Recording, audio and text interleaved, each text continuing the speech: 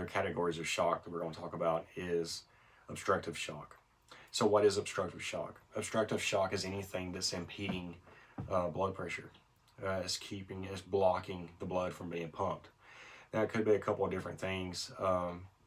Mainly, we're looking at obstructive shock could be a pulmonary embolism. So in your pulmonary embolism, especially if you have a large pulmonary embolism coming off of your pulmonary artery that would be going to our lungs, that's what they might call a saddle branch. So we're talking about a significant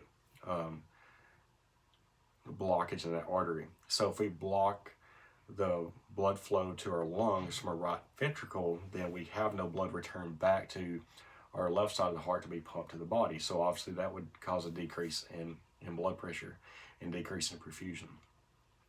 So we have pulmonary embolisms that could be causing it. Then you have a condition known as pericardial tamponade. And pericardial tamponade is the little sac, the pericardial sac that surrounds our heart, starts filling with some type of fluid. It could be blood, it could be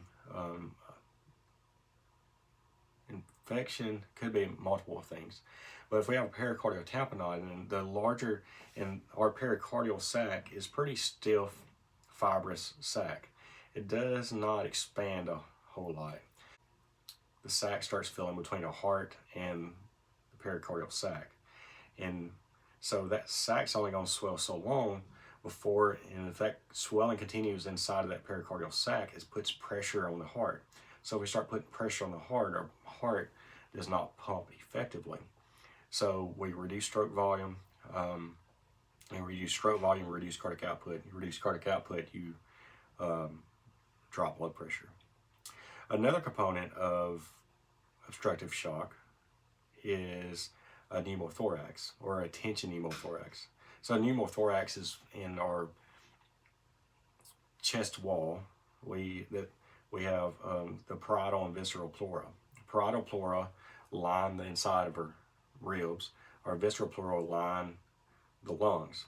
So with just similar to pericardial tamponade, what happens is we can start collecting air or blood or other fluid. So if we have that in the visceral space, it starts collecting air, starts collecting blood, etc., depending on what's going on. And that builds up pressure over time. So you have your two lungs, your heart in the middle, right? So when one lung collapses, it starts collapsing the other side. So it basically says pressure builds up in this pleural space so much that this lung cannot expand anymore. So it's what we would say is collapsed lung. And then it starts affecting others. So what you have is high pressure in your chest. So once your pressure in your pleural cavity and your pleural space increases so much, it starts putting pressure on the inside internal organs. And what's doing with the lungs, the same thing's doing that to the heart. So we have so much pressure built up in our chest, it puts pressure on the heart. When you put pressure on the heart, it starts decreasing effectiveness. So, and it could be directly related to the heart, or it could be putting pressure on the vena cava. And if you have pressure on the vena cava, we have decreased blood return back to the heart, which then can cause a drop in blood pressure.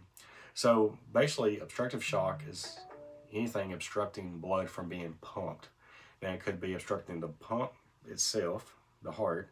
It could be obstructing the vascular space, such as a pulmonary embolism, or the pressure is being put on by like the tension pneumothorax.